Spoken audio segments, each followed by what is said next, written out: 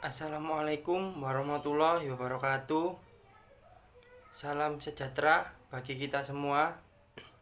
Perkenalkan, nama saya Dewa Satria Utama, NIM 13120000168 dari Fakultas Ilmu Hukum Untak Surabaya. Di sini saya akan membahas tokoh Niccolo Machiavelli. Niccolo Machiavelli lahir di Florence, Italia pada tanggal 3 Mei 1469 dan dia meninggal di Florence, Italia pada tanggal 21 Juni 1527 pada umur 58 tahun. Niccolo Machiavelli adalah seorang diplomat dan politikus Italia yang juga seorang filsuf. Sebagai ahli teori, Niccolo Machiavelli adalah figur utama dalam realitas teori politik. Ia sangat disegani di Eropa pada masa Renaissance. Dua bukunya yang terkenal, Discorsi sopra la prima decada di Tito Livio atau Diskursus tentang Livio, dan kedua Tu Principe atau Sang Pangeran, awalnya ditulis sebagai harapan untuk memperbaiki kondisi pemerintahan di Italia Utara, kemudian menjadi buku umum dalam berpolitik pada masa itu. 2. Tu Principe atau Sang Pangeran menguraikan tindakan yang bisa atau perlu dilakukan seorang untuk mendapatkan atau mempertahankan kekuasaan. 3. Nama Machiavelli kemudian diasosiasikan dengan hal yang buruk untuk menghalalkan cara untuk mencapai tujuan. Orang yang melakukan tindakan seperti ini disebut Machiavellis. Karya-karya Machiavelli. Karya Machiavelli tidak hanya di bidang politik, tetapi juga sejarah, yaitu History of Florence, Discourse of the First Decade of Titus Livius, A Life of Crucio Cancitani, and History of the Heir of Lux.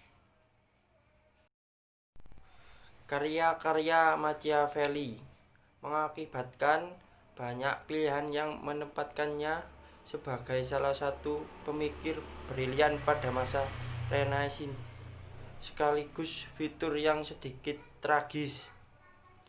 Pemikiran Machiavelli berkembang luas pada abad ke-16 dan ke-17, sehingga namanya selalu diasosiasikan penuh liku-liku, kejam, serta dipenuhi keinginan rasional yang destruktif.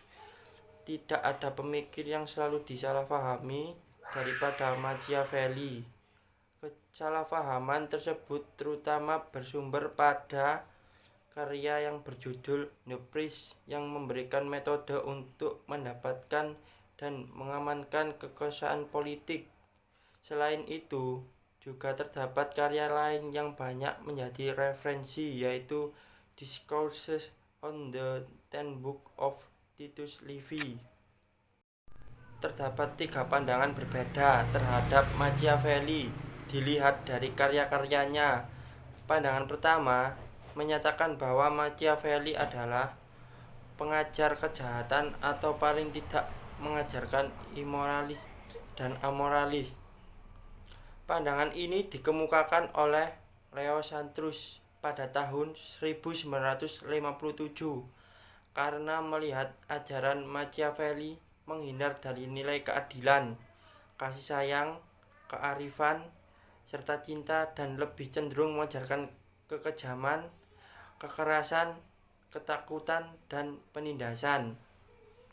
Pandangan kedua merupakan aliran yang lebih moderat dipropoli oleh Benedetto Croce pada tahun 1925 yang melihat Machiavelli sekedar seorang realis atau pragmatis yang melihat tidak digunakannya etika dalam politik.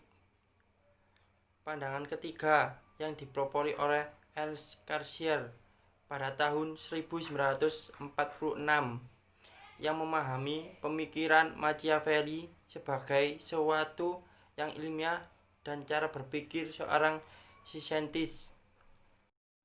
Menurut pendapat saya, Niccolo Machiavelli adalah seorang yang mempersoalkan tentang kekuasaan gereja yang sangat mendominasi negara dan negara jangan sampai dikuasai oleh agama. Begitupun sebaliknya, negara harus mendominasi agama.